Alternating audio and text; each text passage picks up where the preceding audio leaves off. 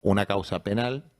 Esto es muy importante decir, ¿eh? Petovelo está imputada y con una imputación muy avanzada por incumplimiento de los deberes de funcionarios, que se va a ampliar a abandono de persona y probablemente a malversación de caudales públicos. Eh, y la medida cautelar que se tomó es una medida para hacer cesar un delito, ¿no? No estamos hablando de un recurso A amparo. ver, yo no lo sabía esto. ¿Vos querés decir que cuando el juez le dice que entregue la comida, le está diciendo que entregar la comida es hacer cesar el delito de no entregarla? Exactamente. ¿Y qué delito es no entregarla? El incumplimiento de los deberes de funcionario. Y el incumplimiento es muy claro porque ellos fueron cambiando el argumento de por qué no lo entregaban. El primero era que los movimientos sociales son todos chorros. Bueno, no entregan en el juzgado el plan de distribución de los alimentos, se entran en desobediencia, que vamos a denunciar y se va a agregar como nuevo delito. Y eso supone penas, que pueden ser lo que llamas 30, que es una multa personal que tiene que pagar Petovelo, pueden pedir la detención, puede tener distintas penas. Pero esto, estamos hablando de una causa penal y una medida para hacer cesar un delito, y el delito de incumplimiento de los deberes funcionarios consiste en que hay alimentos que están destinados a comedores y merenderos, y esto lo dice explícitamente los convenios de compra, todos los anteriores y los que hizo este mismo gobierno. Así como en Europa se demoniza a los inmigrantes, aquí directamente se demoniza a los pobres. Bueno, acá la culpa del sí. problema la tienen los pobres. A ver, nosotros tenemos nuestra franja de Gaza. Y la franja de Gaza son las villas y son los barrios populares. Y ahí si caen bombas, y bueno, son futuros chorros. ¿No? Hay algo de eso, tal vez un poco más sutil, que se está inoculando en la sociedad. No se puede mentir a todos todo el tiempo, se les va a caer la careta, se va a caer este proyecto deshumanizado.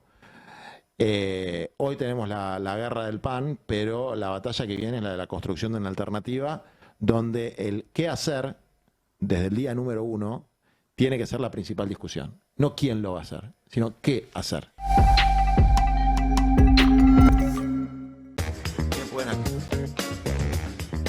Bueno, hace un rato les daba la información Ari Lijalad, porque ayer estuvieron tratando de bajarle el precio a este tema de la comida escondida y que no se vence, en donde daba cuenta de que la cantidad de leche en polvo que tienen guardada, cuando vos la pasás a litros de leche, hay 4 millones de litros de leche guardados en ese galpón, o en esos galpones, que se vencen ahora el mes que viene. Que se están venciendo. Además hay harina, hay un montón de cosas. Te están negando a entregarlo, dicen que se lo van a guardar para cuando haya una catástrofe. Bueno, estamos con Juan Grabois. Hola Juan, ¿cómo estás? ¿Cómo andas, Roberto? Bueno, qué fuerte que estemos discutiendo con un gobierno que no quiere entregarle comida a los que tienen hambre. Tenemos un video ahí de Juan con una señora vestida de azul, que está el micrófono del destape y que nos dice la señora que tiene hambre, que no tiene para comprar alimentos. Lo pasamos en el pase hace un rato. ¿Lo podemos poner? Así le damos contexto a esta charla con Juan. Ponelo. Dice que no hay muertos de hambre, que no se mueren en la calle. ¿Qué quiere? ¿Verme muerta en la calle? No va a faltar mucho, porque tomo mate y prefiero tomar mate y que ellos coman. Y ellos comen. Porque por lo poco que yo puedo hacer, la jubilación no me alcanza, lo cobro la mínima. Y bueno, ¿qué hago? Ya no sé qué hacer. A veces pienso irme lejos y suicidarme y matarme, pero te llega esa desesperación, ya no sé más qué hacer. Necesito que den la mercadería porque eso a mí me salvaba. Iba a retirar la comida 2 veces al comedor. Y ahora, ¿qué hago? Se va a cumplir lo que dice el presidente, que no quiere ver muerto en la calle. Yo tiemblo a veces, me duele la panza porque tomo mate, desayuno con mate y a veces me acuesto con mate. ¿Qué hago? Eso está pasando en todo el país. Esa señora que yo no conocía me vino a hablar en Villa Martelli cuando los vecinos del barrio Las Flores, que queda a 150 metros del depósito, donde la mayor parte de los comedores o cerraron o están resistiendo con alguna donación, no pueden darle de comer a la gente. Y vino y me contó que tiene 4 nietos, que está a cargo de los 4 nietos. Eso pasa mucho. Entonces la tarjeta alimentar no llega. Es decir, tuvimos una pequeña, vamos a decir, victoria, que es que aumentaron la tarjeta alimentar. Ujú. O sea, la lucha sirve, hay que luchar por esto. Es un problema material y concreto, pero también es un problema moral. Es indecente que en nuestro país haya gente que no esté comiendo y efectivamente, como decías antes, a mí me gustaría estar acá hablando de política, de las perspectivas de una Argentina humana, de cómo resistir la batalla cultural y la ofensiva neocolonial contra el país, pero hoy tenemos que priorizar la guerra del pan. Es algo lamentable. Yo no recuerdo que haya habido gobierno alguno que negase al menos el diálogo para resolver el problema de los alimentos. No tengo recuerdo. Lo que hacen es agredirte, insultarte, llamarte ladrón, qué sé yo, y no podés conversar. Eso es una estrategia propia del fascismo. Ahora, uno puede decir, uy, llegó un tipo con una personalidad que la verdad que es peor que Macri, porque Macri dio más planes, dio comida. Ahora, eso sería resumirlo como cuando decimos, bueno, toda la culpa la tuvo Alberto, toda la culpa la tuvo Mena, y nos sacamos el problema de encima, ¿no? Y yo digo, Milei tiene gente que la sostiene, tiene empresarios que le sonríen y lo aplauden, tiene un sistema de medios que lo sostiene. Hay una decisión de una parte importante de la sociedad para que estemos viviendo esto. Nunca se pueden desarrollar estos procesos de deshumanización y violación a los derechos elementales de las personas si no hay un nivel de consenso, que yo creo que se crea por 2 componentes, ¿no? Primero, por las claudicaciones y la hipocresía que en nuestro campo político, que predica lo que se debe hacer pero no siempre lo hace, agota, cansa, ¿no? Cuando se predican derechos y esos derechos en la realidad no existen para una parte de la sociedad, bueno, se genera una desesperación que es un caldo de cultivo para la aparición de falsos profetas que en definitiva son el mascarón de prueba de proyectos económicos. El proyecto económico que yo veo en la Argentina es un proyecto de valorización de activos financieros de corto plazo, que lo único que sube es la bolsa y los bonos de deuda, y por un tiempito. Es decir, va a subir, van a hacer guita y se van a ir. El presidente se la pasa viajando. ¿Sabes cuánto entró de inversión extranjera directa? ¿Cuánto? $0, nada. Ninguno de sus amigos empresarios que le festejan su perspectiva libertaria de eliminar todos los impuestos y destruir el Estado y que la justicia social es una aberración, puso $1 en la Argentina. Y probablemente no lo pongan. Y si lo ponen va a ser meramente para el extractivismo y el saqueo de los recursos nuestros, ¿no? O sea, más que saqueo ya sería una especie de colonialismo voluntario y una entrega, porque el saqueo implica algún nivel de violencia que no hay. Pero volviendo al tema de los alimentos, primero, bueno, felicitaciones al Destape y a Ari por el laburo que hicieron, que fue muy importante para la causa que nosotros estamos haciendo, que es una causa penal. Esto es muy importante decir, Petovelo está imputada y con una imputación muy avanzada por incumplimiento de los deberes de funcionarios, que se va a ampliar a abandono de persona y probablemente a malversación de caudales públicos. Y la medida cautelar que se tomó es una medida para hacer cesar un delito, ¿no? No estamos hablando de un recurso de amparo. Yo no lo sabía esto. ¿Vos querés decir que cuando el juez le dice que entregue la comida, le está diciendo que entregar la comida es hacer cesar el delito de no entregarla? Exactamente. ¿Y qué delito es no entregarla? El incumplimiento de los deberes de funcionario. Y el incumplimiento es muy claro porque ellos fueron cambiando el argumento de por qué no lo entregaban. El primero era que los movimientos sociales son todos chorros. Bueno, primera revelación del oficio que llega hoy al juzgado, que es una de las 2 medidas que tienen que tomar.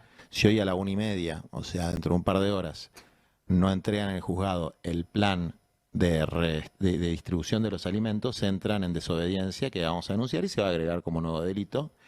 Y eso supone penas, que pueden ser lo que llamas 30, que es una multa personal que tiene que pagar Petovelo, pueden pedir la detención, puede tener distintas penas.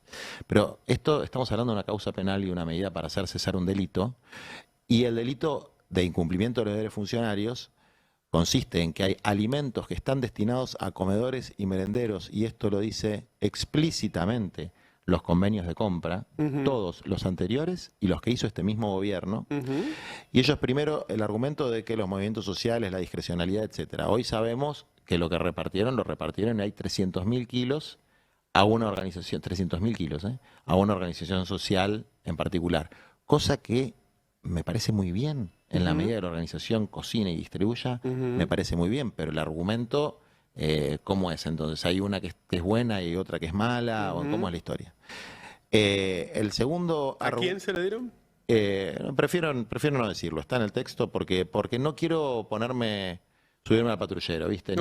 Ni decir pactó, no sé, no me importa. Está bien que le distribuyan alimentos, tienen que distribuirle a todos. Yo hablé con el padre Paco ayer, que me dijo mañana iba a empezar una huelga de hambre porque yo le daba de comer a 2.000 personas y ahora no le puedo dar de comer ni a 200. Entonces, si ellos no comen, yo tampoco. Bueno, es cristiano lo que dice el padre, ¿no? Cada uno tiene su forma de pelearla, ¿no? La gente de Cáritas tiene su forma de pelearla,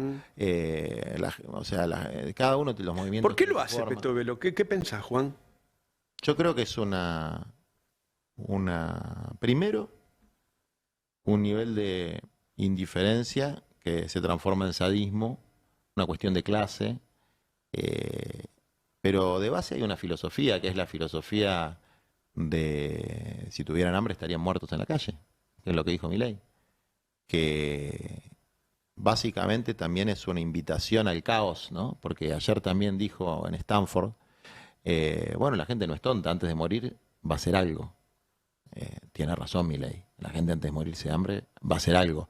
Y va a haber muchos que, en el marco de la resistencia no violenta, en el marco de las atribuciones de la Constitución y en el marco, por lo menos en mi caso, de mi profesión como abogado, los vamos a acompañar en ese algo que vayan a hacer para no morirse de hambre, sea lo que sea, porque no hay derecho que esté por encima del derecho a comer. Digamos. Hay leche en polvo que se transforma en 4 millones de litros de leche adentro de un galpón.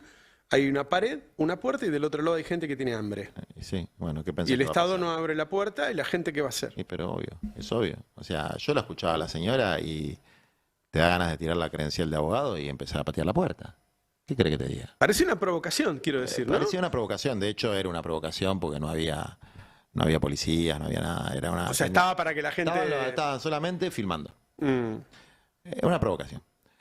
Bueno, ahora hay una resolución judicial. Si no la cumplen, ellos están en desobediencia, están en offside, y si no se... A ver, si el Estado de Derecho, los resortes institucionales que tiene la Argentina, para que la población no quede en situación de indefensión, también son incumplidos, bueno, ahí hay una sumatoria, hay una asunción de la suma del poder público, que ya se vio en el DNU, que se vería en un incumplimiento de este fallo, que la verdad legitima acciones directas. Desde mi punto de vista las legitima, porque hay una causa de fuerza mayor, hay una situación de necesidad. Esta mujer, lo que contaba antes de contar su situación personal, era que llevó a uno de sus 4 nietos al pediatra, que tenía bajo peso, y que el pediatra la retaba, porque es la responsable, y ella lloraba diciendo, yo no puedo hacer más nada. Obviamente es un caso particular que pudimos conocer, que ya lo resolvimos, le llevamos los alimentos, etcétera. Nosotros podemos resolver 1, 1.000, 5.000 con donaciones, 10.000, pero no podemos resolver millones. Eso es una responsabilidad del Estado. Y el incumplimiento de los deberes funcionarios tiene que ver con buscar argumentos para incumplir, con incumplir un deber, ¿no? Y después se buscan argumentos para justificar ese delito. El segundo era entonces de que la comida estaba para emergencias. Mentira, absolutamente mentira. De hecho, el recién asumido Franco, a quien no tengo el gusto de conocer, pero que espero que sea más razonable, por lo menos con este tema, dijo en el Congreso, cuando fue la catástrofe en Bahía Blanca, que el gobierno anterior no había dejado alimentos y por ese motivo no le enviaron alimentos. Esa misma semana que no le enviaron alimentos a Bahía Blanca, entregaron centenares de miles de kilos a un movimiento piquetero. Entonces mienten permanentemente. Luego lo de la yerba, que también es de una insensibilidad absoluta. Mirá, yo me pasé 2001, 2002, 2003, creo que hasta el 2004, hacíamos 2 veces por semana una olla popular y todos los días mate cocido con leche a la noche para los cartoneros. Hay mucha harina dentro de los galpones. Hay Nos harina. acabamos de enterar ahora. Hay mucha harina. Entonces, si vos tenés mate cocido, tenés leche y tenés harina, y la gente se... Zafa. Claro. Zafa. Lo que pasa es que ellos, el argumento que te da, ¿cómo es esto que Grabois quiere que repartamos mate de mala calidad? Pero sí, mami, si lo tenés ahí encanutado, ¿cómo no voy a querer que lo repartas? Quiero que hagas muchas otras cosas más. Quisiera que hagas que la gente tenga tierra, techo y trabajo, pero ahora por lo menos repartí lo que tenés. Y además hay otro tema que es el que resolvería por lo menos la cuestión alimentaria, que es el Programa de Naciones Unidas para el Desarrollo, con el que el gobierno sigue teniendo convenios, pero que le ordenó que no continúe los convenios con el 90% de la red de contención que construimos con tanto esfuerzo entre organizaciones eclesiales, sociales, deportivas, sociedad de fomento, y que todos los convenios anteriores están rendidos y auditados por las Naciones Unidas, cosa que va a estar certificado en la causa, porque los vamos a llamar como testigos, y desde luego van a decir la verdad, pues las auditorías las hicieron ellos. Tienen auditoría interna y auditoría externa, que creo que se la contratan o a KPMG o a estas Marvel o Farrell, no sé, estas cosas grandes que nadie puede acusar de castrochavistas, ni de cuca, ni de nada. Entonces, digo, bueno, lo de la yerba. Ya hubo alimentos que se vencieron. Arroz que se venció, arroz que venía con verdura que se venció. No sabemos cuántos kilos son, por eso yo no lo publiqué todavía, porque quiero tener la información exacta, pero en el oficio donde está el Excel que vos tenés, ya muestran que hubo alimentos vencidos, arroz con verduras, pero aunque haya sido un solo kilo, ¿por qué no lo entregaste?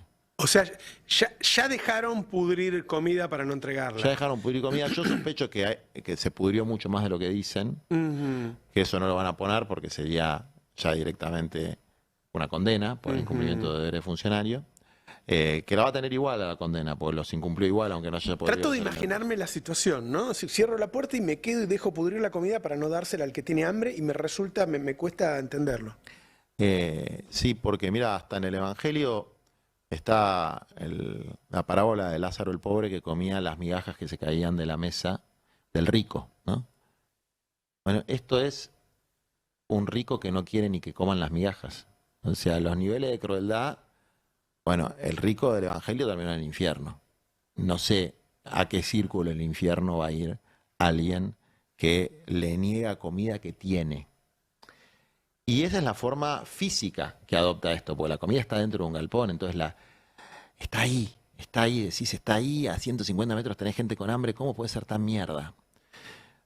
Pero también está todos los proyectos de PNUD, que es lo que permite a millones de personas comer, que también es una decisión discrecional, ilegal, no política, porque una cosa es el diseño de una política pública, otra cosa es el incumplimiento de un derecho elemental y de los deberes que tiene, según la Constitución, un funcionario público, que decidieron no tocar un botón y dejar sin comida a la gente, con argumentos de auditorías que ellos saben, y que ATE sacó una nota ayer, mandó una carta de documento a Petovelo, de las presiones que reciben para hacer relevamientos sobre bases de datos falsas. Nosotros hemos hablado con gente que nos dice que está tergiversado el informe que le dan a la justicia de los datos que tienen ellos. Sí, yo ahora o sea, el ministerio le está mintiendo al juez. El ministerio le está mintiendo al juez y le está mintiendo sobre todo a la sociedad, porque en el informe, que yo ahora tengo el original que mandaron a la justicia, después te lo voy a mandar, dice, primero, que la mayoría de los comedores que ellos relevaron sobre una base de datos de la época de la pandemia, la mitad existen y funcionan, por lo cual ya tienen miles de comedores para entregar la comida. Claro. Ya está, punto. Ya está, o sea, caso cerrado. Entregale a esos. Pero de la mitad que dicen no verificados, no es que no existen. Hay algunos que estaban con un número de inscripción distintos, hay otros que habían dejado de funcionar porque no recibían alimentos, obvio. Los que nunca existieron deben ser menos del 10-15%. Pero además esa base de datos no era la base de datos de los comedores que recibían alimentos del gobierno nacional. Había comedores que funcionaban por donaciones, casi el 40% de los comedores que estaban ahí, comedores que recibían de municipios. O sea, era un relevamiento de todos los comedores, no de los comedores a los que el Estado les daba alimentos. Exactamente, y es un formulario autoadministrado. O sea, si vos querés ahora, hoy, porque ni siquiera se gastaron en bajarlo, poner, registrarme Renacom, registrás un comedor acá en el Destape, o yo te quiero joder y decir que tenés un comedor trucho. Entonces registro un comedor en la dirección de tu casa. Ah, bueno, pero entonces eso lo hace nada confiable. ese Pero registro. totalmente, pero además la gente que lo hizo, los trabajadores que lo hicieron, pusieron arriba de todo, pusieron, este relevamiento se hace sobre las preinscripciones en el RENACOM. Y además de hacerse sobre las prescripciones, ponen y lo subrayan. No implica que participen del programa del Ministerio de Desarrollo Social. Es decir, es un material que utilizan como propaganda para crear la ficción de que la mayor parte de los comedores son fantasmas. Y después la otra, que es lo que en derecho se llama la excursión de pesca, que es en un universo tan grande como el de los comedores comunitarios, si vos vas a buscar mierda la vas a encontrar.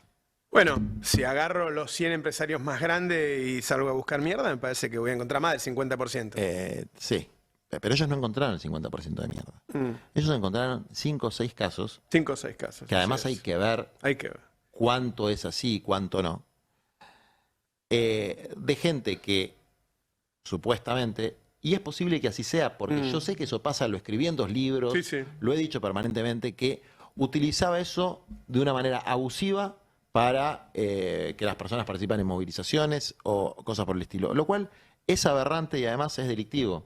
Por lo tanto, no me parece para nada mal que eso se investigue, se juzgue. Hasta ahora, a quien te habla, ni a ninguno de mis compañeros los han siquiera denunciado por eso. O sea, no hay. Petovelo no se animó a hacerme una denuncia todavía. Todo bla, todo bla, mediático. Todo bla, bla. Ni Petovelo, ni Franco, ni Adorni. La verdad que estoy esperando. Estoy esperando a que me hagan una denuncia, porque... en la tele te muestran como que ya estás preso casi. Claro, yo estoy Lo esperando. dicen todos los días. ¿Por qué no está preso todavía? Bueno, y no hay una denuncia. Primero tendrían que hacer la denuncia. La única denuncia que hay, que es por otro tema, que es el del FISU, la hace un fiscal totalmente cuestionado de Mar del Plata por defender una banda de neonazis, etcétera, que no la hace en carácter de fiscal, la hace en carácter de ciudadano, y que es una denuncia que no tengo ni llamado de indagatoria, que es el primer acto de defensa. Es decir, ni siquiera estoy formalmente notificado de esa denuncia. Sé que está porque nosotros vemos los diarios y nos informamos por los diarios, nos enteramos por los diarios. Otra pregunta. No estás solo, pero estás poco acompañado en todo esto, me parece. Yo creo que primero hay un problema que lo venimos discutiendo hace mucho, Roberto, que es que me parece que a veces en la política superestructural se pierde el sentido de propósito, ¿no? La justicia social es un concepto nodal para nuestro campo político y para cualquier militante humanista y para cualquier persona que tenga una visión humana de la vida. Y eso hay que decirlo y hay que hacerlo. Entonces, este debería ser un tema central de la agenda de toda la dirigencia. Es decir, no puede haber un solo pibe sin comer. Nos rajábamos las vestiduras durante el gobierno de Macri, logramos que se declare la emergencia alimentaria y el primer programa se llamó Argentina contra el hambre. A mí, yo no fui a esas mesas porque me parecían medio frívolas, medio caretas, pero del programa salieron algunas cosas interesantes, ¿no? Como los comieron el PNUD, etc. Bueno, ahora hay mucho más hambre. Mucho más hambre. Se duplicó la tasa de indigencia. Entonces, ¿cómo puede no ser este un tema fundamental que esté por encima de cualquier interna política, incluso por encima de cualquier discusión política transversal a los partidos, ¿no? La Unión Cívica Radical, la Coalición Cívica, las distintas fuerzas, a decir, bueno, a ver, ¿acá hay una emergencia alimentaria, sí o no? Bueno, sí, es evidente que con 15% de indigencia hay una emergencia alimentaria. ¿Hay una política pública que esté acorde a esto? ¿Sí o no? Bueno, evidentemente, si se está dando menos asistencia que cuando había la mitad de la indigencia, no es acorde. Tercer punto, ¿no habría que hacer algo? ¿No? Porque nosotros no decimos tienen que hacer lo que nosotros decimos. Nosotros decimos acá hay una situación y hay un incumplimiento de los deberes de funcionario porque no se está haciendo nada. Que además tiene la particular perversidad que lo que ya se estaba haciendo, que era insuficiente, lo destruyen. Y lo decimos en el marco de una causa penal, por la cual va a haber una condena a una funcionaria pública que lo hace y lo sigue haciendo testarudamente porque se creen impunes, como en general pasa con la gente que tiene poder, que se cree impune, pero viste, la rueda de la fortuna va cambiando. Y por otro lado hay una causa contencioso administrativa, que es un amparo colectivo que ya fue admitido, de todos los comedores que tenían convenio con PNUD, que lo tenían rendido correctamente y a los que arbitrariamente se los cortaron, que en los próximos 6, 7 días tiene que salir sí o sí la respuesta a la medida cautelar, porque se publican edictos y todos los comedores se pueden presentar. Entonces, cuando se presenten los comedores, que ya se presentaron un montón, el juzgado, no me acuerdo el número, pero es de Lara Correa, es el juez, cuando se termine la presentación, tiene que dictar una medida cautelar o rechazarla, lo cual sería totalmente inverosímil que la rechace, para que se restablezca el suministro de alimentos a esos comedores. Entonces, nosotros estamos peleando con la Constitución en la mano, a través de los mecanismos institucionales. Ahora, si ellos no lo cumplen, y cambia la etapa. Y vamos a una etapa donde la confrontación tiene que ser a lo Gandhi, como Gandhi hizo en la marcha de la sal. Los ingleses metieron 60.000 presos. Bueno, tiene que haber, no sé si 60.000 porque India es muy grande, pero tiene que haber un par de cientos de hombres y mujeres dispuestos a pasar una nochecita en una comisaría para pelear por los alimentos de los pibes, digamos, ¿no? Nosotros estamos dispuestos, nuestros compañeros están dispuestos, tratamos de agotar las instancias previas, no a lastimar a nadie, pero sí a exponer nosotros nuestro cuerpo por un tema que es prepolítico y preideológico. Hoy esa es mi prioridad. Es decir, toda otra discusión para mí es secundaria. Hoy esa es mi prioridad. O sea, si no lo entregan en las próximas horas, pasarían a otra etapa. Desde luego, ¿no? Pero la gente ya sola. Ahora cuando publiquemos que hay 4 millones de litros de leche, yo creo que va a generar algo. Son bastante más de 4 millones de litros porque son las que se vencen en julio solamente. Solo las que se vencen en julio son 4 millones. Son 400.000 kilos de leche en polvo. Bueno, que rinden 4 millones. Que rinden 4 millones. Entonces, y además hay más. Hay mucho más. Pero esa es la que vencen en julio. Entonces las tienen que repartir ya. ¿Qué van a esperar? A un día antes, a que se venzan. Entonces, y eso estoy hablando solamente de los alimentos secos del galpón, que es un 2-3% de lo que se necesita para cubrir la demanda que se hacía a través del PNUD y se hacía bien. Ellos hicieron unas compras a través de otra organización que se llama Organización de Estados Iberoamericanos, que cobra una comisión del 5%. No estoy diciendo que esté mal ni que esté bien, no sé. Lo que sé es que eso de que terminamos con los intermediarios, pero mami, el 5% de 14 palos son 700 millones de pesos. Claro. Entonces, ¿cómo sé yo si vos no estás con ese intermediario? Porque los comedores que yo represento jurídicamente como abogado no se llevaban ni el 1, ni el 2, ni el 5, ni nada. Era el 100% de lo que recibían era para la gente. Y no han podido demostrar ni siquiera denunciar eso en relación a los comedores que yo represento. Entonces, hay una situación muy, muy grave. Ojalá que se pueda saldar y podamos discutir las cosas que hay que discutir, no las que tendrían que estar fuera de cualquier discusión de cualquier ser humano. Ayer hubo dos noticias que para mí fueron las más relevantes y cada uno eligió una. Ayer hubo dictamen para la ley base y ayer, si lo pueden poner, el video de Milei dijo esa cosa de que la gente no se va a morir de hambre porque algo va a hacer. Es decir, en el mismo momento que él consolidaba Milei la idea de que, bueno, si se tienen que morir de hambre, que se muera de hambre, cosa que había estado en un debate con vos, con Fontevecchia, ¿te acordás? Es decir, de alguna manera él lo avisó que eso iba a pasar. Sí. Y ¿lo tenemos el video de ayer? ¿Sí? Pero ustedes se creen que la gente es tan idiota que no va a poder decidir, va a llegar un momento que se va a morir de hambre, con lo cual, digamos, va a decidir de alguna manera para no morirse. Es decir, entonces no necesito que alguien intervenga para resolverme la externalidad del consumo, porque a la postre alguien lo va a resolver. Tiene razón, alguien lo va a resolver. Estamos de acuerdo. De la otra noticia sobre la ley bases, por eso te digo, fíjate, es trágico, ¿no? Porque yo presido un partido político, que además hay 2 diputados nacionales, que están haciendo bien su trabajo, pero yo debería estar discutiendo la ley de bases. Claro. Y estoy discutiendo... Porque eso consolida esta situación, ¿eh? Pero desde luego, consolida un modelo de miseria planificada. Pero el problema del pan del hoy, es un problema que es del hoy. Digamos, que es irreversible, porque el daño que se genera después es irreversible. hay muchas formas de morir. Se puede morir despacio. ¿Cómo un pibe va a aprender si va sin comer a la escuela? Que además le sacaron los refuerzos a los comedores escolares, que muchos están dando una comida de bajísima calidad. O sea, los refuerzos que llevaban a la escuela, a las escuelas de todo el país para mejorar la calidad de los comedores, no llegan más. La calidad de los comedores en casi todo el país, salvo las provincias que tienen recursos propios, ha disminuido, pero brutalmente. Eso creo que está dentro de la demanda que hizo Cetera. Entonces, ley bases, dictamen. Uno mira también este mercado persa donde me dan un 5% más de no sé qué cosa para la Patagonia, o hago una reunión secreta con tal senador y lo convenzo. Y uno dice, che, estos pactos de poder, algunos que se hacen por abajo de la mesa, otros que son demasiado pornográficos, qué falta de patriotismo que hay, ¿no? Porque si es evidente que esa ley no tiene nada de bueno para la gente, y encima el argumento es, ¿por qué hay que dejar que el presidente gobierne? A ver, no, explícame cuál es el bien que le hace esto a la Argentina, no porque hay que dejar que el presidente gobierne, porque hasta ahora gobernaron todos los presidentes que pasaron por la Argentina y ninguno tuvo esta ley. Entonces, es un argumento absolutamente falaz. No, pero es lo que el presidente quiere. ¿Pero para qué está la Cámara de Diputados?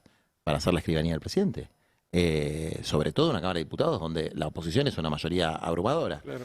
Entonces, si acá no hay un abanelco como en la época de la Rúa, que si mal no recuerdo, Bullrich y Sturzenegger eran funcionarios de ese gobierno, le pegan el palo. Bueno, hubo muchas reuniones en oficinas afuera del Congreso que llaman la atención.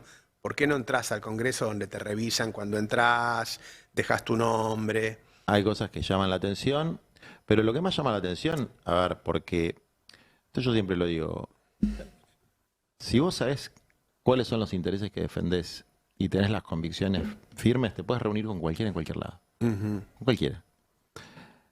El problema es cuando ya se ven los hechos que no estás defendiendo los intereses que decís defender. Claro.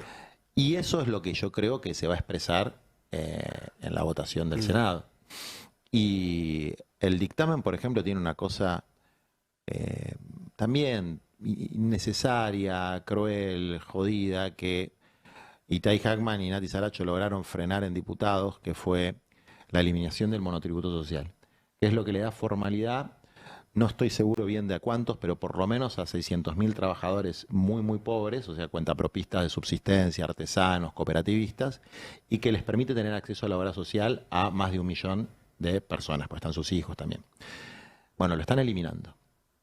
En realidad lo que están haciendo es equipararlo a la categoría más baja del monotributo. Lo están haciendo el mismo día que prácticamente eliminan el impuesto a la riqueza.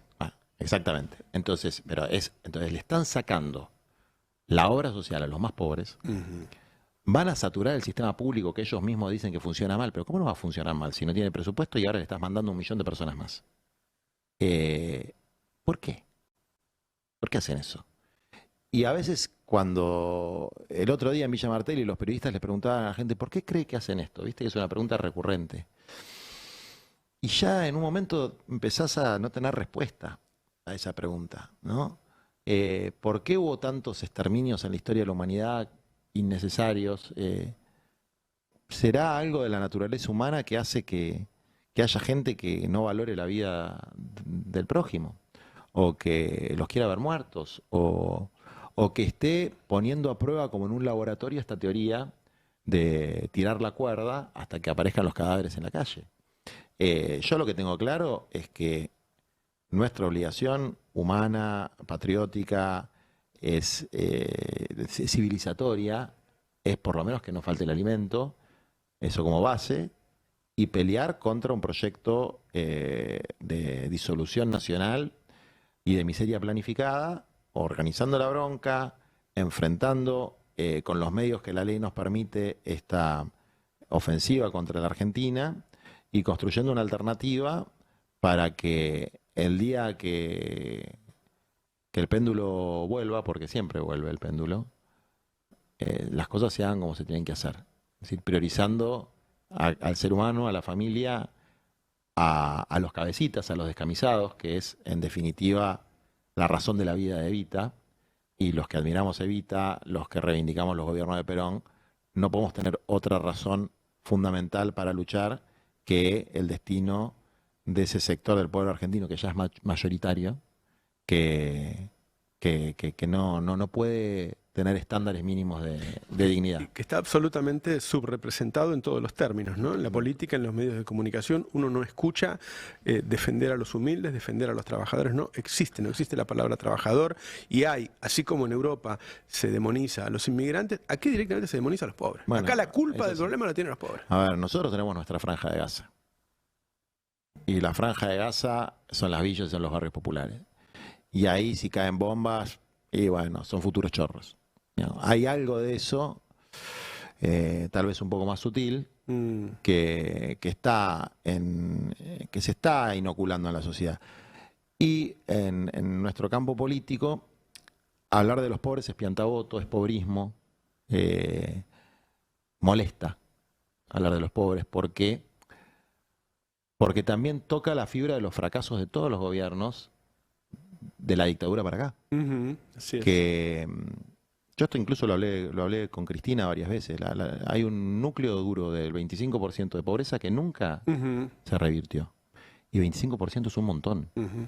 Entonces, cuando Bergoglio estaba en Argentina, creo que durante el gobierno de Cristina, o fines del gobierno de Néstor, yo era un militante social, obviamente la función de la organización social es reclamar frente a cualquier gobierno, y aunque simpatizaba con algunas cosas, no simpatizaba con muchas otras, y nosotros hablamos del escándalo de la pobreza.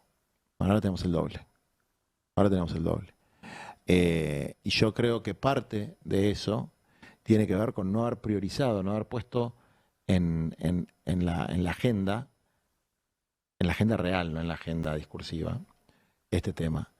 Y Macri asume hablando de pobreza cero. A partir de este 25, 27, depende de quién lo media. Se va con 40. Con 40. O sea, te clava 10 puntos. Alberto clavó 4 o 5 puntos más de pobreza. Este tipo, en 6 meses, clavó 12% más de pobreza y duplicó la indigencia. O sea, récord mundial. Indigencia, que es el eufemismo de hambre, ¿no? Yo le recordaba a la población en uno de los libros de Felipe Piña, cuenta que en los primeros años del siglo XX nace el servicio militar obligatorio y entonces se hace una revisión médica a todos los hombres de 20 años del país y encuentran un 41% de desnutrición, ya no de indigencia, de una persona que lleva mucho tiempo en la indigencia y se convierte en un desnutrido. 20 años tenían. Sí. Y era el modelo que reivindica Milei. Milei dice, tenemos que volver a principios del siglo XX, cuando éramos la primera potencia. No éramos la primera, pero estábamos entre las primeras. Bueno, te lo está diciendo, como cuando en el debate con vos con Fontevecchia dijo, bueno, se morirá de hambre. Es así, toca una fibra de la sociedad eso. A ver, ahora yo te digo Hitler no salió de repollo. Ayer yo le pedí a la gente, y se lo sigo pidiendo, que las personas que tienen problemas de alimentación que nos mande audio. Vamos a ver cómo podemos ayudar nosotros, cómo puede ayudar la gente que nos está escuchando. Y ayer una persona dijo, bueno, yo hacía fletes y me empecé a quedar cada vez menos trabajo, y ahora no tengo para comer. Bueno, a 2-3 minutos me llegó de parte del Chango Spasiuk y le dio trabajo. Qué bueno, che. Quiere decir que no está naturalizado en toda la sociedad. No. Hay archipiélagos en el desierto de crueldad, de solidaridad, y que yo creo que son mayoritarios, digamos, ¿no? O sea, creo que sigue siendo mayoritario en nuestra sociedad, pero que eso hay que seguir regándolo permanentemente, regarlo permanentemente, y bueno, pero no se puede ser un buen dirigente si sos una mala persona. Eso se hace con coherencia, porque yo escucho gente que empieza a decir, bueno, tenemos que adaptarnos, que la sociedad cambió, aceptemos discutir a ver por qué los maestros hacen huelga o por qué la reforma laboral. Eso es ceder ante un ventarrón que viene, en el que en vez de ceder lo que hay que hacer es agarrarse fuerte y decir, no me moverán, ni un paso atrás. Yo creo que un poco y un poco. ¿Qué quiero decir con esto? Lo mismo que con los movimientos sociales. Yo te doy el ejemplo de lo que yo más conozco. Hay que reivindicar la tarea heroica de las cocineras, de los cooperativistas, de los que se inventaron su propio trabajo, de los miles de militantes de clase media que unieron su destino a los pobres para organizarlos frente a la exclusión. para mí es la creación heroica del pueblo argentino de los últimos 20 años. O sea, lo más importante que dio nuestro pueblo y lo más demonizado al mismo tiempo. Pero al mismo tiempo que hay que reivindicarlo, hay que discutir, no sé si muy pública, menos pública, la verdad que eso me cuesta un poco tamizarlo, pero hay que discutir prácticas, que son prácticas equivocadas, prácticas que a veces son abusivas. Y que terminan dañando el todo. Y que terminan dañando el todo, y después también hay que discutir cómo se diseñan las políticas públicas, porque yo, por ejemplo, con todos los planteos que transversalmente en la política se hacen sobre la tercerización, que es algo que también dijo Cristina, pero que lo dijeron un montón de dirigentes políticos. Massa, bueno, un montón. ¿Qué quiere decir lo de la tercerización? Comunidad organizada es tercerización. Entonces, la comunidad organizada no tiene un rol que cumplir. Los clubes de barrio, por ejemplo, cuando reciben un subsidio para luz que ahora se lo sacaron y están en crisis total, que dan un servicio a la comunidad que no se mide en Producto Bruto Interno, pero que genera tejido social y felicidad. Club de barrio donde está el pibe y si no está ahí puede estar en un lugar jodido. Exactamente. Pero además de la contención que eso sería, genera una cosa transformativa que es el pibe feliz ahí. Totalmente. Y la felicidad del pueblo y la grandeza de la patria es lo que nosotros buscamos. Entonces nosotros queremos que los pibes sean felices. Y eso, cuando dicen no te salva el mercado, te salva el Estado, yo pongo algunos paréntesis ahí, algunos signos de exclamación, que es, ojo con el fetichismo del Estado. Porque cuando es todo de arriba para abajo y no hay organización intermedia, que es lo que llaman intermediario, se pierde la comunidad organizada, que es la columna vertebral de un proyecto de país. Cuando no hay tejido social, se pierde la columna vertebral de un tejido de país. Entonces, no reivindicar las cooperativas de trabajo como parte de un sistema económico mixto donde hay lugar para el mercado, donde hay lugar para el Estado, y donde esas cooperativas tienen que ser necesariamente apoyadas por el Estado, en términos de materia prima, en términos de bienes de capital, en términos de complemento salarial, bueno, es un error total. Ahora, el diseño de esa política de apoyo y la ejecución, ¿fue buena en los últimos años? No. Tuvo momentos buenos y momentos muy malos. Cuando se hizo una expansión muy grande durante la pospandemia, creo que fue, o sea que se pasaron de unos 600.000, 700.000 salarios sociales complementarios a 1.300.000, se hizo mal. Es decir, no se hizo atado a proyectos productivos. Pero el cómo no tiene que romper. Digo, a ver, yo veo que se rasgan las vestiduras porque hay actores de las organizaciones sociales que trabajaron en el Ministerio de Desarrollo Social, ¿no? Por eso, puede ser que en el cómo, que lo que hicieron por ahí no era lo adecuado. Ahora, en el Ministerio de Industria, ¿no lo maneja siempre alguien de la UIA? No. El Ministerio de Agricultura, ¿no lo maneja siempre alguien del campo? Pero, es lógico que haya actores de las organizaciones sociales que... Totalmente lógico. Pero ese es un argumento estúpido ese, porque además, yo me acuerdo cuando Mondino, que estaba desesperada buscando votos, decía, si los que más saben de esto es la izquierda y las organizaciones sociales, que vengan con nosotros a ayudarnos, pero es una estupidez supina, porque efectivamente vos ves en todos los ministerios y en general ponen representantes del sector. Que conocen el sector. Cosa que no necesariamente es buena, pero de ninguna manera es mala por sí. Claro. De hecho, uno tiende a pensar que tenés que poner a alguien que conozca el sector.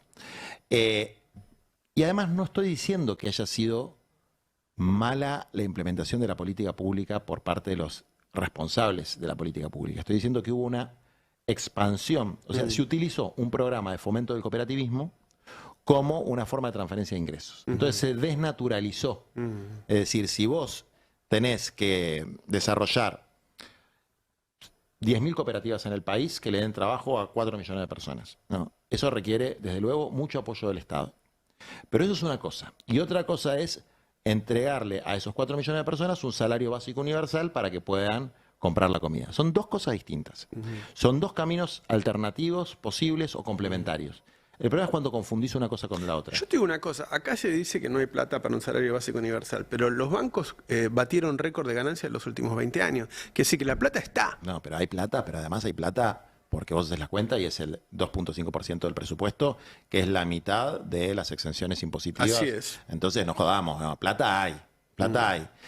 Insisto, acá el problema es que no hay decisión política en nuestro campo, ni síntesis sobre cómo abordar este tema. Este es nuestro problema. Y hoy que tenemos del otro lado un gobierno cuya filosofía esencial es que la justicia social es una aberración. Entonces, ¿cómo no vamos a combatir a un gobierno que niega un precepto básico de la Constitución, de la Carta Universal de los Derechos Humanos de las Naciones Unidas? ¿Cómo no lo vamos a combatir? Desde luego lo vamos a combatir. Ojo, como posición filosófica que tenga la que quiera, pero después en el ejercicio del gobierno no puede gobernar con sus ideas mesiánicas, tiene que gobernar con la Constitución. Hay un presidente que hace estas cosas, hay una serie de empresarios, que a mí es lo que me llama tanto la atención, cuando lo aplauden y se ríen y qué sé yo, que lo sostienen. Hay partidos que están creando un radicalismo que se tiró a la derecha, un PRO, que le dan lugar, y la parte de la oposición, que vos por ahí dijiste alguna cosa ahí, pero no, ¿qué esperás vos o cuál sería el ideal de que lo que vos quisieras que se convierta Unión por la Patria, o cómo debería actuar, cómo pensás vos, no cómo debería, cómo pensás vos que debería enfrentar esta situación en términos de lo urgente, de lo hoy, como decís vos, del pan y comerlo hoy, y en temas del futuro, de cómo prepararse para eso? Yo creo que el primer punto es recuperar un esquema de prioridades. Y la prioridad es la justicia social. Cuando estemos centrados en la justicia social, a partir de eso podemos discutir los aspectos particulares de la justicia social, por ejemplo, las cuestiones vinculadas al RIGI, a lo energético, pero con el ser humano en el medio. Porque ¿Y vos decís que eso hoy no está? yo el ejemplo que doy siempre es el del gasoducto Néstor Kirchner. Es una obra extraordinaria, muy, muy importante para la Argentina, muy importante. Pero me acuerdo de cuando se inauguró, se hablaba de la industria, muy importante, genera trabajo. Nosotros queremos un modelo de un industrialismo del siglo XXI, pero no se hablaba de la gente. El 40% de la gente en la Argentina no tiene gas. Entonces no se hablaba de la gente. La gente que no tenía gas no estaba en el discurso. Y tanto es así que el gasoducto no está diseñado, o por lo menos no hay un master plan para conectar eso a los domicilios de la gente que no tiene gas. Y tanto es así que en los lugares donde se produce el gas la gente no tiene gas. Lo mismo pasa con las hidroeléctricas. En el Chocón pagan más el gas que en la Ciudad de Buenos Aires, y hay gente que, perdón, en la electricidad, y hay gente que no tiene electricidad. Entonces se pierde el centro del ser humano y se pierde del centro lo que nos diferencia de todas las formas de materialismo, sea el materialismo del colectivismo extremo o el materialismo del capitalismo salvaje, que es que el centro de nuestra política es la felicidad del pueblo. Y ahora, estás hablando de un partido que le dio felicidad al pueblo. Que le dio felicidad al pueblo. No hace mucho. No hace mucho. Y de hecho, hoy lo único que sostiene el tejido social fueron medidas tomadas por Cristina, que son la asignación universal por hijo y la ampliación de la cobertura jubilatoria. Claro cuáles eran las prioridades. Había claridad. Y había claridad. ¿En qué tengo diferencias?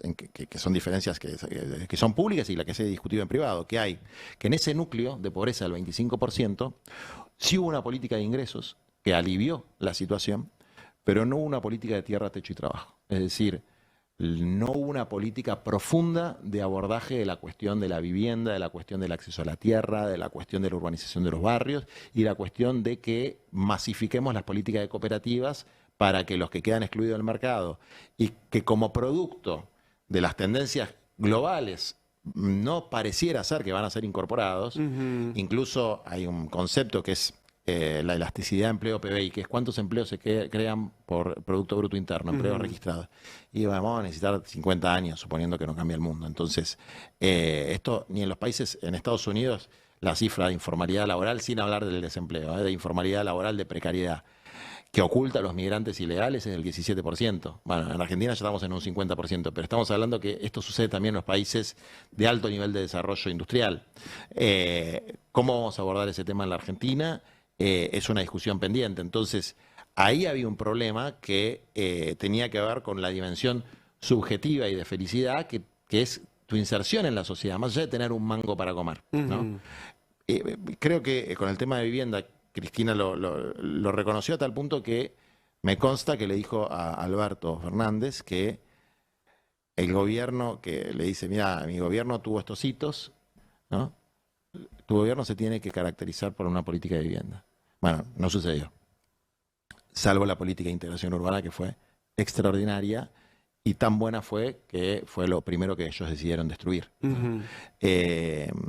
Hecha por una villera, que sigue viviendo en la villa, en la Cava. O sea que si quieren hablar de transparencia y honestidad, que vayan a la Cava a ver a Fernanda Miño cómo sigue viviendo en el mismo lugar donde vivía y cómo le sigue dando de comer a los pibitos de su barrio para que no caigan en la narcoestructura que funciona ahí como si fueran dueños de todo. Si las organizaciones se van de los barrios, ¿quién entra? No, las organizaciones son la última barrera contra la narcoestructura. Y la narcoestructura tiene un punto de contacto muy fuerte con el discurso libertario. Porque si el planteo es, vos tenés que ejercer tu libertad haciendo guita, no hay mejor forma de hacer guita, no hay forma más fácil de hacer guita, no hay forma más fácil de comprarte la cadenita de oro y la moto piola y las mejores llantas que pararte en la esquina a vender. Entonces, esa es una batalla cultural también. Entonces, si todo es puta guita y bueno, y encima destruís lo que hay ahí que plantea una alternativa distinta, vinculada al trabajo y la solidaridad, lo demonizás, lo vaciás de política pública, destruís a sus dirigentes y desde luego estás trabajando para el narco. Consciente o inconscientemente. Hay unos cuantos que son conscientes, ¿eh? Hay unos cuantos que son conscientes. Expert, empezando por Expert, que viajó por todo el país con la avioneta de Fred Machado, que está preso por el lavado de 500 millones de dólares de los carteles narcos. Entonces hay varios que son conscientes, yo tan boludo no soy, o sea, no me chupo el dedo.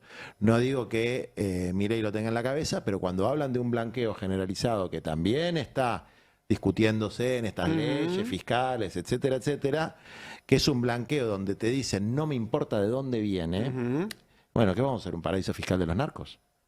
Pero hoy está al lado de Milei, al lado, está más cerca que nunca. Es así. Bueno, eso es. Vos tenés a los protonarcos, vos tenés a los fracasados del neoliberalismo, Sturzenegger y Caputo. Es decir, ¿por qué no tocaron el régimen de promoción industrial de Tierra del Fuego? Es un régimen que yo defiendo. Para mí está mal implementado, pero está bien que exista. Porque la principal empresa de Caputo, Mirgor. Claro. Entonces, ¿y sabes cuánta guita se llevó en subsidios indirectos durante el año pasado? 180.000 millones de pesos. No, pero eso está todo bien, porque tiene mérito propio. Bueno, entonces hay una distorsión absoluta y además efectivamente en la agenda que una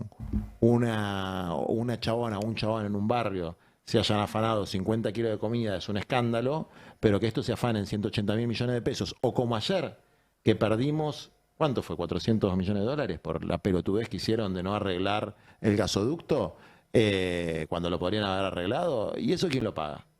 ¿Quién lo paga? ¿El secretario de Energía?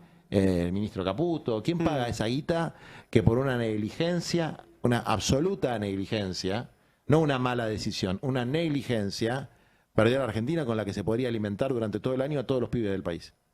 Entonces, bueno, yo creo que esto...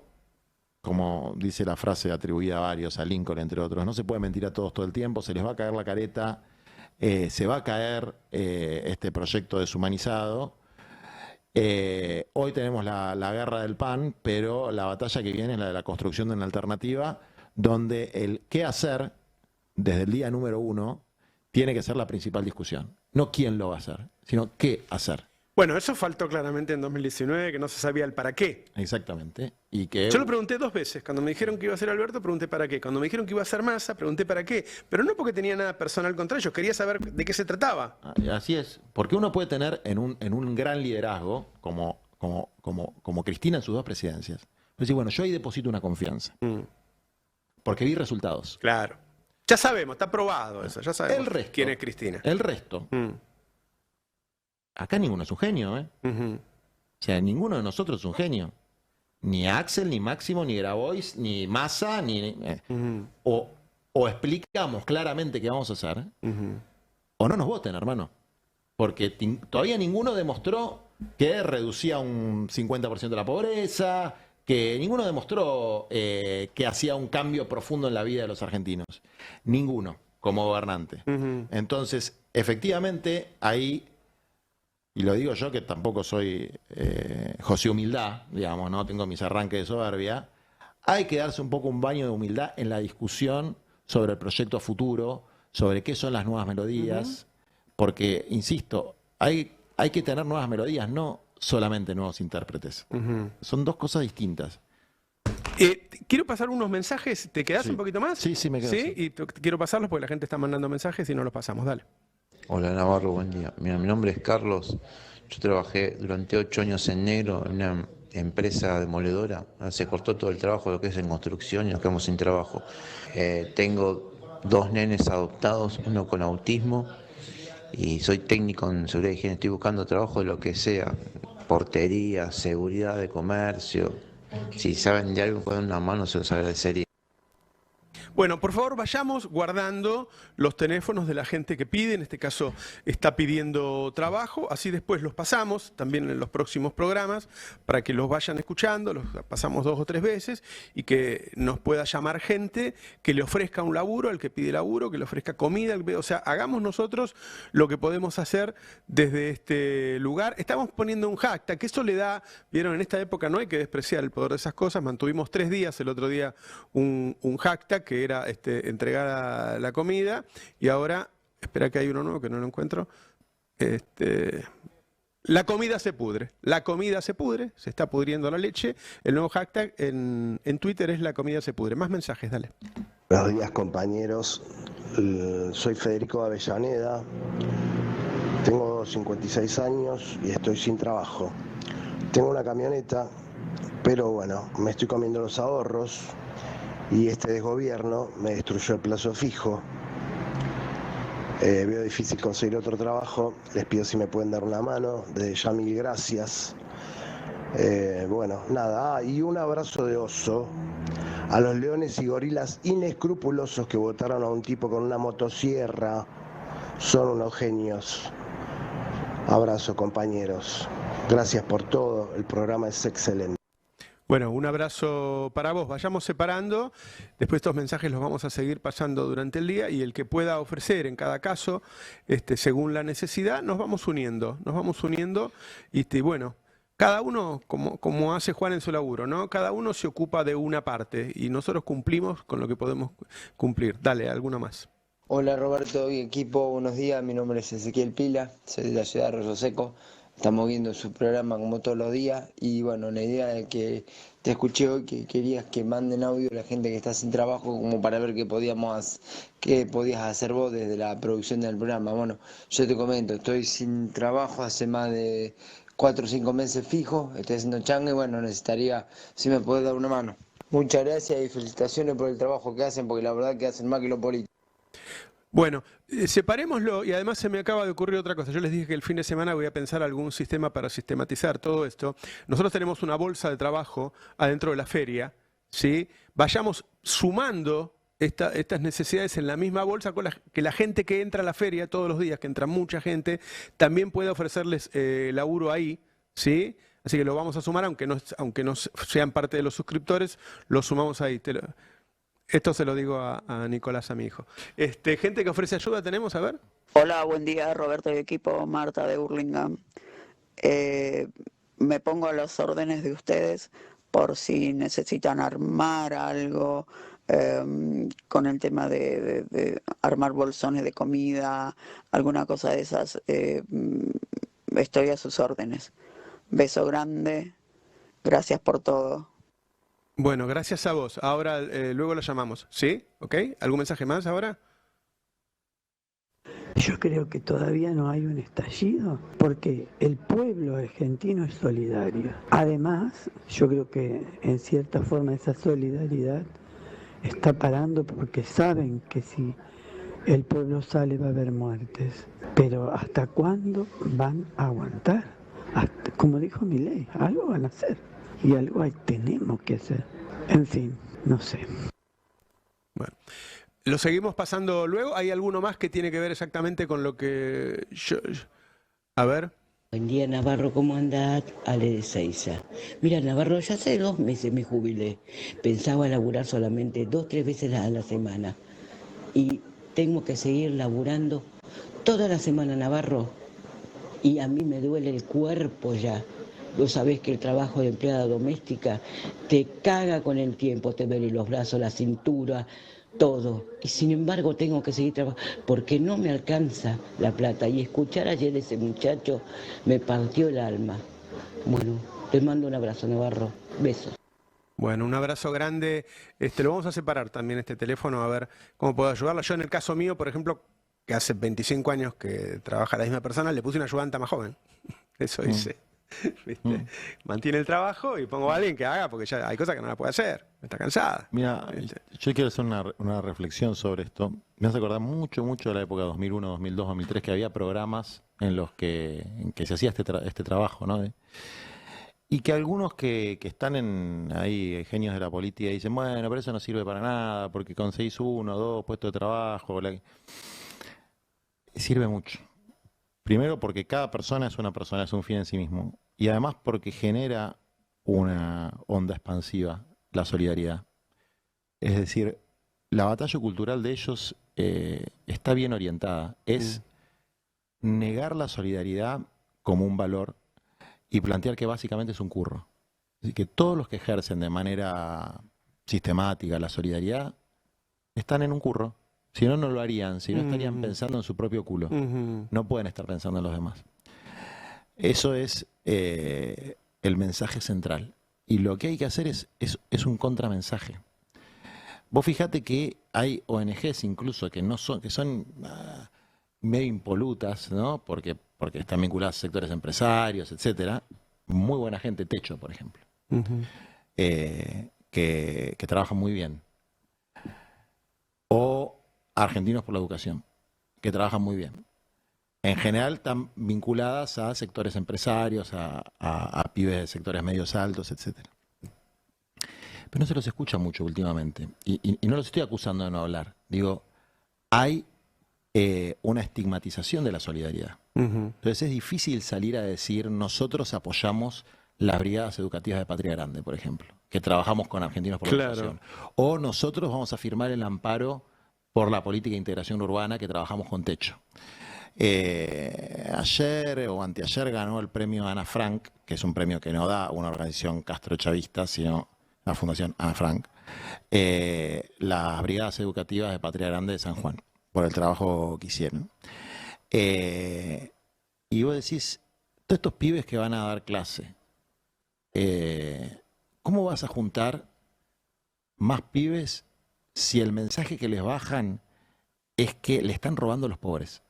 ¿Entendés? Claro. O sea, pibes que van a dejar su tiempo, su vida, y que ni siquiera quiere que los reconozcan, pero por lo menos no les digas que le están robando a la misma gente por la que están yendo a poner el cuerpo. Bueno, ahí hay una batalla muy fuerte que hay que dar, que es defender la comunidad y la solidaridad como una cosmovisión, como un estilo de vida, cada uno en la medida de lo que considere correcto, lo considere necesario o lo que pueda, porque no todos podemos ser lo mismo.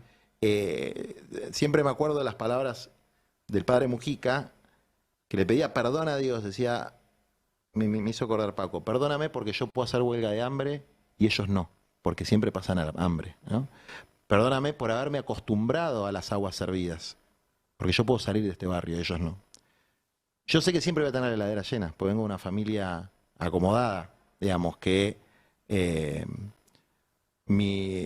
enriquecimiento ilícito no tengo empobrecimiento voluntario. ¿Eso me hace mejor que alguien? No. De hecho, incluso te puede llevar al peor de los pecados, que es la soberbia, y que es creerte moralmente superior que alguien. Pero lo que nunca me imaginé, es que nos iban a decir a todos los que tomamos esa decisión de vida que somos ladrones. Eso no me lo imaginaba. Me imaginaba que nos podían decir que éramos hippie-conos, que nos hacíamos los marginales, que nos creíamos el Che Guevara. Todo eso me lo imaginaba, pasó, etcétera. Pero que éramos ladrones. Decirle bueno, yo ya estoy grande, pero decirle a pibes que van a los comedores, a los merenderos, que son parte de una organización criminal y de un plan sistemático, ¿viste que usan el término plan sistemático? Para robarle a los pobres. Bueno, es una forma de poner un manto de sospecha sobre cualquier acción u organización comunitaria que hay en la Argentina, y eso hay que enfrentarlo, porque eso es la derrota cultural, ¿no? Perder eso es la peor derrota que podemos sufrir. Bueno, claramente la gente está dispuesta a ayudar, ¿no? Inmediatamente salen las respuestas. Yo creo que está ahí. Yo creo que está ahí, que simplemente necesitan que alguien se los diga, que convoque, que bueno, siempre la cosa necesita organización, la verdad. Así es. Necesita organización. Y yo creo que hay muchos, yo creo Sí, que hay. de yo hecho, creo- hoy yo creo que tenemos hay más muchos. voluntarios que comida. Fíjate. O Claro, sea, claro. nosotros hicimos brigadas médicas, brigadas educativas, brigadas alimentarias, brigadas deportivas. Hay un montón de gente. Lo que pasa es que para temas como, por ejemplo, la comida o la integración urbana en los barrios, si no hay política pública, ¿de dónde sacas el cemento, los ladrillos, Claro, los caños o claro. el arroz, la leche en polvo, la yerba que tanto les molesta? Se meten hasta con la yerba. ¿De dónde lo sacás? Bueno, por eso tiene que haber una combinación de la solidaridad con la política pública. Ahora, mientras no hay política pública, multipliquemos los panes como podamos. No, es que yo no lo había pensado, eso que acabas de decir, de la demonización que hace que por ahí se rompe ese lazo solidario, ¿no? Porque por ahí vos tenés el cuero más duro para bancártelo, vos ya hace unos cuantos años que Así estás es. en esta, pero el pibe más joven, Lógico. El pibe más joven, o sea, yo la verdad que me admiro a veces cuando, qué sé yo, convocamos a los pibes universitarios, ¿no? Y que la última vinieron como 1500 pibes a una charla y de esos muchos se anotaron para brigadas solidarias, que se quieran meter en ese quilombo. Que se quieran meter en ese quilombo en el que por ahí el día de mañana les dicen a ellos y sus papás y sus hermanos ven que le está robando la comida a los pobres. claro. Bueno, los admiro porque les tocó una época. A nosotros en el 2001 nos podían decir violentos, pero a nadie se le ocurría decirnos eso. Se van poniendo ¿entendés? más sofisticados. Se van poniendo ¿no? más sofisticados. Y hay algunos actores mediáticos que se dedican a eso todos Todos los los días. santos Todos días, los días. todos los días. Todos los días veo tu foto ahí. Sí. El otro día te habían puesto con una bolsa, como que estabas robando plata en una bolsa, y ibas Ah, corriendo con una bolsa de plata. Bueno, esa no la vi, pero ya la verdad es que se mejoren, pobre gente, digamos, que hace eso. Me pasa algo loco que es cuando ni bien ganó Milei, la calle estaba brava los primeros 2 meses. Bueno, pasó con tu padre cuando Pasó estaban lo de mi tomando un viejo. café. Sobre todo los barrios tipo Barrio Norte, por ahí, que son el barrio donde me crié yo, digamos. ¿Qué voy a negar mi identidad? Nunca la negué, digamos, Claro. ¿no? Yo me crié enfrente del Botánico, en un piso 14, de 300 metros cuadrados. Pude estudiar 2 carreras universitarias. No, yo no niego lo que soy. Pero estaba bravo el barrio. Viste, cuando decís estaba bravo el barrio, parece que te referís a un barrio pobre. Bueno, estaban bravos los barrios de la clase media alta. No pasa más. Yo voy por cualquier lado, alguno me puede mirar mal, pero no me putea a nadie. Y por eso a mí me parece que de tanto vender pescado podrido, el olor a podrido se les va pegando a ellos, ¿viste? Y que cada vez les creen menos. Hay algunos casos puntuales que son gente que ya está como obsesionada y creo que puede haber un poco mucho de línea editorial, de incentivo, si se quiere, político o económico, no sé, no me importa. Pero también hay algo que yo fui notando, es que hay gente que le molesta, es una cosa que decía un filósofo, no me quiero hacer el erudito, pero que hablaba Kierkegaard, que era cuando lo que te molesta lo que está bien. Es decir, cuando alguien que está haciendo algo bueno, por ejemplo, yendo a una olla popular, pasás por la esquina, lo ves repartiendo la comida y te molesta. ¿Y por qué te molesta? Puede ser porque te sientes un poco culpable, puede ser porque al ver eso ves que por ahí hay algo que vos no estás haciendo. Pero hay algo que te molesta y tu reacción frente a eso, en vez de buscar hacia adentro, ¿qué es lo que te está molestando tanto de esta persona? Y por ahí si eso que te molesta tanto no refleja una carencia tuya, necesitas tirarle mierda. Necesitas proyectar y sacar para afuera ese odio. Entonces, está ahí dando la olla porque es un chorro, porque quiere alimentar vagos, porque lo hace para la política. Siempre tiene que ser por algo malo, ¿no? Entonces... bueno, lo sacás afuera el problema, ¿no? Ya no es más tuyo, es del otro. Entonces es la angustia del bien. Y Kierkegaard dice, ahí está lo demoníaco. Porque en la angustia del mal, que es la tentación de hacer el mal, ¿no? Por ejemplo, de ir a la envidia o, no sé, engañar a tu amigo con la esposa, o, que es la angustia que genera lo que está mal, bueno, ahí está la fragilidad humana, ¿no? Así somos los seres humanos.